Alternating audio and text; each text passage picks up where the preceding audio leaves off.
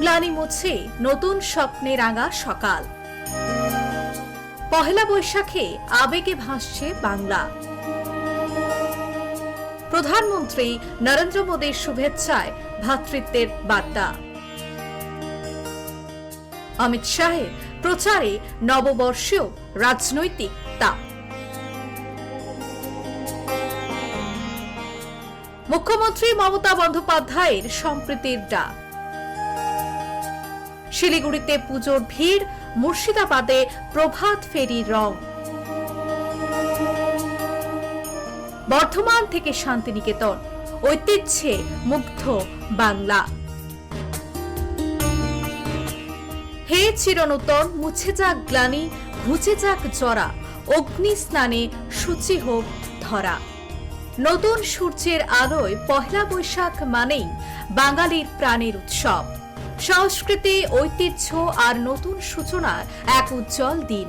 গ্রাম থেকে শহর সর্বত্রই এই দিন আনন্দ, মেলা, শোভাযাত্রা আর প্রার্থনার মাধ্যমেই বরণ করা হয় নতুন বছরকে।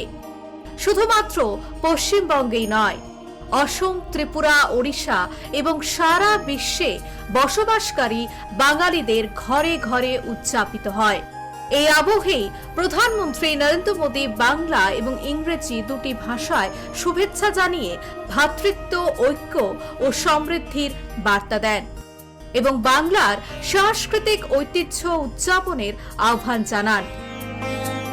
স্বরাষ্ট্রমন্ত্রী অমিত শাহ নববর্ষের শুভেচ্ছার পাশাপাশি উত্তরবঙ্গে প্রচারে অংশ নিয়ে রাজনৈতিক বার্তাও পৌঁছে দেন।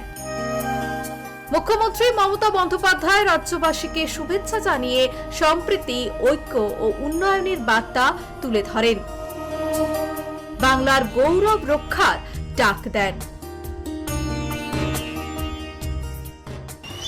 শুভ নববর্ষে সকলকে শুভনন্দন জানাচ্ছি।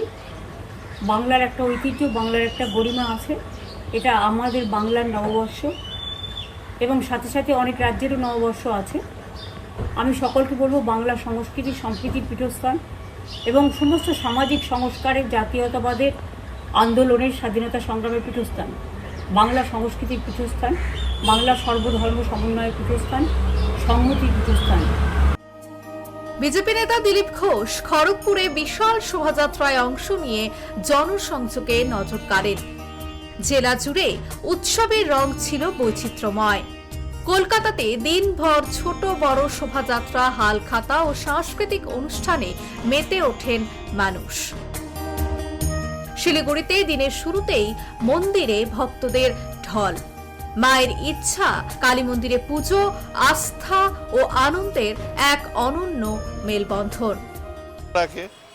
সারা বছর যেন সুন্দরভাবে কাটে, সবারই কাটে, সেই কামনা করতে এসেছি। হ্যাঁ, সেটা পুজো দিয়ে শুরু করছি, যাতে বছরটা যাতে সবারই যাতে ভালো কাটে, শিলিগুড়িবাসী সকল বাসী যত দিন যেন ভালো যায় সেটাই কামনা করি। আপনাদেরও শুভ নববর্ষ রইল। প্ল্যান বলতে কিছু না, সকাল সকাল আসলাম, ভগবানকে পূজা দিয়ে দিনটা শুরু করব এবং বছরের প্রথম দিনটা এভাবে শুরু করা উচিত আমার মতে। আর একটু দেখি একটু এদিকে ঘুরতে যাবো। খাওয়া দাওয়া তো বাঙালির যেটা খাওয়া দাওয়া হয় আর। অন্যদিকে মুর্শিদাবাদে তৃণমূল নেতা ইন্দ্রজিৎ ধরের উদ্যোগে আয়োজিত প্রভাত ফেরি নজর কাড়ে। ঢাক, ঢোল, গণেশের প্রতীকী মূর্তি আর শুভেচ্ছায় বার্তায় লালবাগ থেকে পৌরসভা প্রাঙ্গণ পর্যন্ত উৎসবের রং। আজকে 1433 বঙ্গাব্দ, বাংলার মানুষ, বাংলা ভাষা মানুষের কাছে এই দিনটা অত্যন্ত গুরুত্বপূর্ণ। আজ থেকে আমাদের নতুন বছর শুরু হয়। তাই সর্বপ্রথম বাংলার মানুষ হিসাবে আমি আমার বাংলা ভাষার মধ্যে দিয়ে সমস্ত মানুষকে শুভ নববর্ষের শুভেচ্ছা এবং সবার মঙ্গল হোক, আগামী বছর ভালো থাকুক। ভোটের আবহেও এবার নববর্ষে বাঙালি অস্মিতায় বড় হাতিয়ার। পূর্ব বর্ধমানে বিধায়ক খোকন দাসের উদ্যোগে প্রভাত ফেরি বের হয় কার্জন গেট থেকে স্টেশন পর্যন্ত।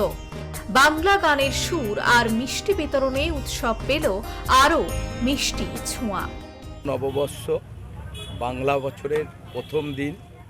এই শুভ নববর্ষে আমাদের রাজ্যের মাননীয় মুখ্যমন্ত্রী গোটা বাংলা জুড়ে আজকের এই দিনটাকে সুন্দর করে আমাদের পালন করার জন্য নির্দেশ দিয়েছেন। আর শান্তিনিকেতনে নববর্ষ মানেই ঐতিহ্যের আবেশ।